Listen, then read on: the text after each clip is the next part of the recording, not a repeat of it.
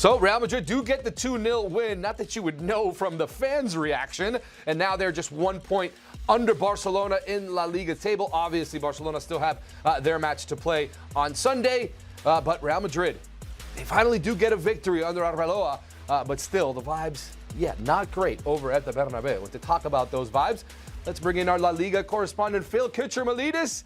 And Phil, it's good vibes with you when you're here, my man. You were on the call on this match. Can you just describe what the scenes were like at the Bernabéu with these fans just jeering from basically since before the match even started? You could already hear those fans expressing their discontent.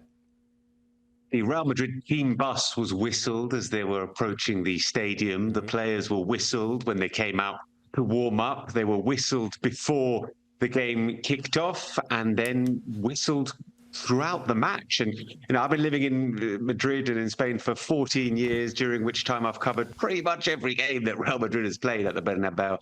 Can't remember anything quite like this. I've seen the Bernabéu being really displeased.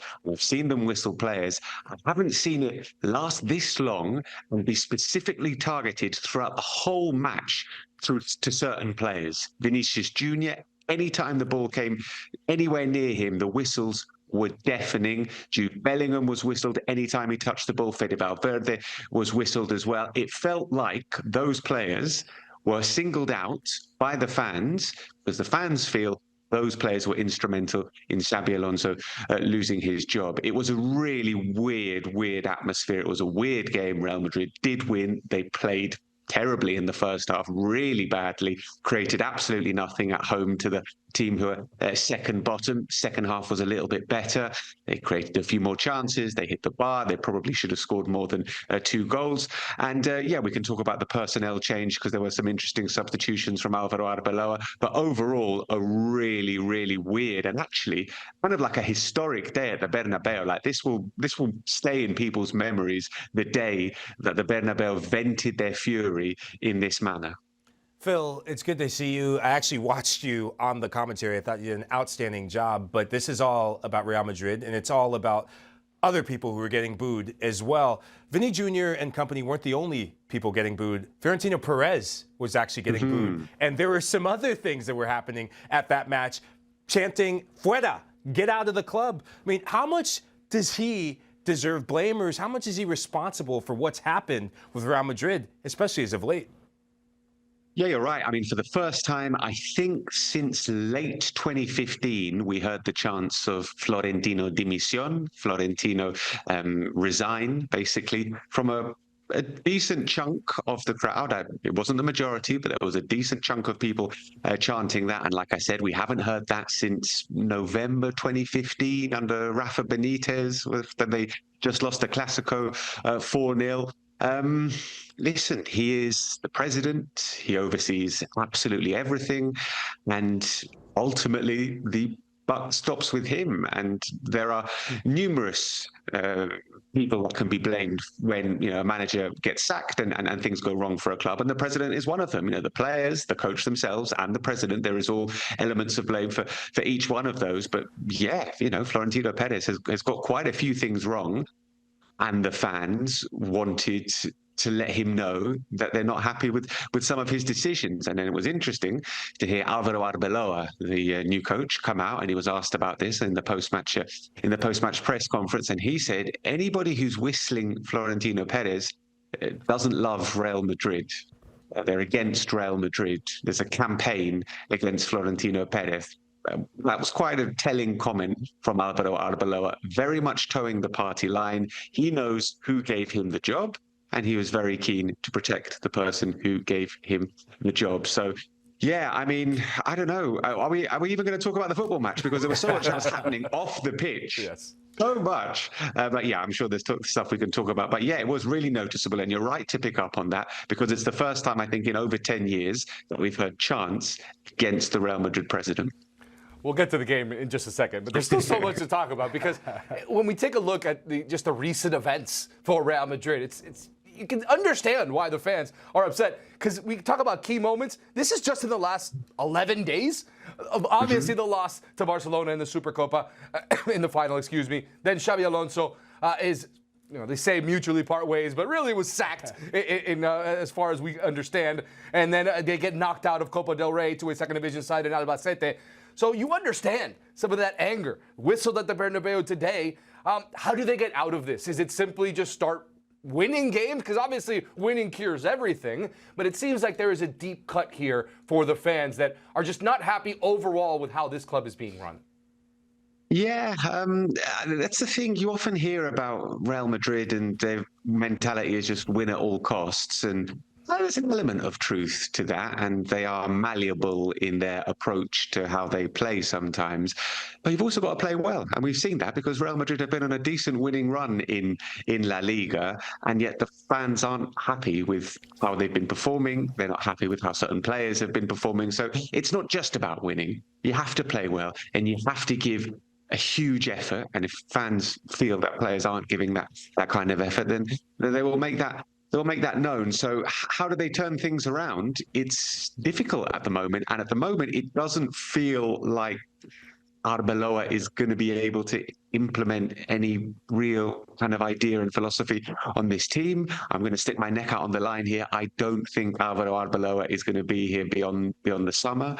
I would be surprised if he was. It feels like this job has come pretty early in his coaching career, and I'm not entirely sure that he is the man to take Real Madrid forward in this very difficult and delicate situation. I may be proved wrong, may well be proved wrong, but at the moment that's the feeling I'm getting after, admittedly, a very small sample size. He's only played 2 matches, but yeah, just the feeling that I'm getting is that he's not the guy to lead Real Madrid forward. They need more from individual players. They need a lot more from a lot of individual players who have been underperforming for a long time now. And if they were unhappy with the previous manager, Xabi Alonso, well, now is the time for them to try and step up their performances with a different man at the helm. But there's so much wrong with Real Madrid. We've been speaking all season about how the squad is unbalanced. Certain players are missing in certain positions.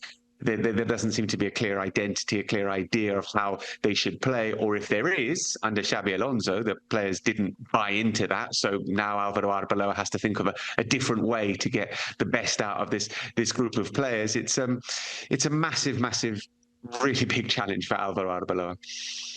Phil, your wish is my command. We can actually talk about the damn game, right? And you and I both know that the game actually changed when Arda Güler came off the bench and came onto the field. There was an intensity about him. There was just this quality about him in the final third. Yes. So let me ask you this. Yes. How can he take his game to another level, and how can he take his next step with this Madrid team? It feels set up for someone like Arda Güler to come into this team and, as you said, take the next level and take the step up and take the reins, really, and direct Real Madrid's football, because they need somebody. They need somebody like that. Just going back to my slight reservations about Álvaro Arbeloa, he's 2 games in charge, but I think there have been some questionable decisions from him. We can't lay a lot of the blame for Real Madrid's problems at his feet. But against Albacete, he made some questionable decisions in leaving big players back in Madrid. That was a questionable decision, leaving the likes of Tchouaméni, Carreras, Bellingham and Courtois, giving them the night off. I didn't agree with that. But then against Levante today, he left Arda Güler on the bench and started Eduardo Camavinga. Now, you're Real Madrid. You need to go out and put in a good performance and try and win the fans back by playing good football and scoring goals and beating up on the side who are 19th in the table. To do that, isn't Arda Güler obviously a better choice in that midfield than Eduardo Camavinga? And it was really noticeable as soon as Güler came on. This game was sort of tailor-made for him to take the reins and start to dictate play, which is exactly what he did. So again, I don't want to beat up too much on Álvaro Arbeloa, but I thought that was also a questionable decision from him not starting Arda Güler in this game. Maybe he'll start the next few games. They're at home to Monaco in the Champions League on Tuesday, and then a tricky-looking away game against Villarreal next weekend. So we'll see what kind of position Arda Güler plays for Real Madrid and whether he can find a way into this starting 11. But Camavinga's performances have been drifting, and it feels like there is a place in this team for someone like Arda Güler, who himself has been given opportunities this season. Let's not forget he's played quite a lot under Xabi Alonso, and he played in the game against Albacete and wasn't able to do it. But maybe this can be a slight turning point for Güler in the season, and he can take the reins and start to make Real Madrid play and tick a little bit more in the final third. The never-ending soap opera of Real Madrid continues, and Phil Kitromilides will keep us apprised all season long. Thanks, Phil. Pleasure, guys. I want to keep talking here, though, with you, Mike, because I think that one of the players that has been under a lot of scrutiny is Vini Jr. Has not been performing at the level that we know that he can. This is Kylian Mbappe's team. He's got 30 goals, and you can even argue that you want to see more leadership from Kylian Mbappé, but you really can't ask for more from him on the pitch. But from Vini, I think we can. What's going on with Vini's situation? Should he continue on as a Real Madrid player beyond this season, or is this just gotten too toxic right now between the fans, the club, and the player? Look, I've been on record multiple times, especially when so many people have said it's Vini's time, it's Vini's time. I've actually backed Vini continuously, and I'm a big Vini Jr. fan in terms of his talent, his potential, and what he has done for Real Madrid in terms of delivering. But that's in the past. Yeah. I think there comes a time as a footballer when you realize that the fans are turning against you. The fans have had enough.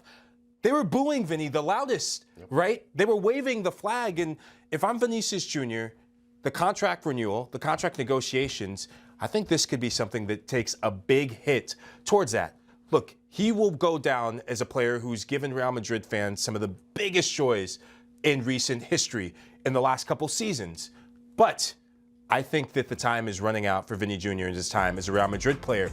He's just losing that edge. He seems like a player who's distracted. We know he's an emotional guy, right? We saw before the match, he heard the boos, he was in tears. After the match, he was in tears. Kylian Mbappé and some of his teammates had to go and console him. So I worry about Vini Jr. if this keeps up. I don't think that Vini Jr. will be a Real Madrid player after this season because it's Kylian Mbappe's team. Rodrygo will be part of this project, and there's an imbalance with Vini Jr., Mbappé, and Rodrygo. The time is coming where I think that we'll see him in a different shirt. It's not a matter of if he leaves, it's a matter of when he leaves. And there's no other place that you can send him to other than maybe Saudi Arabia. And that takes nothing away from the performance he had against Barcelona. I just don't think scoring or lack of goals since October, that's not good enough for Real Madrid.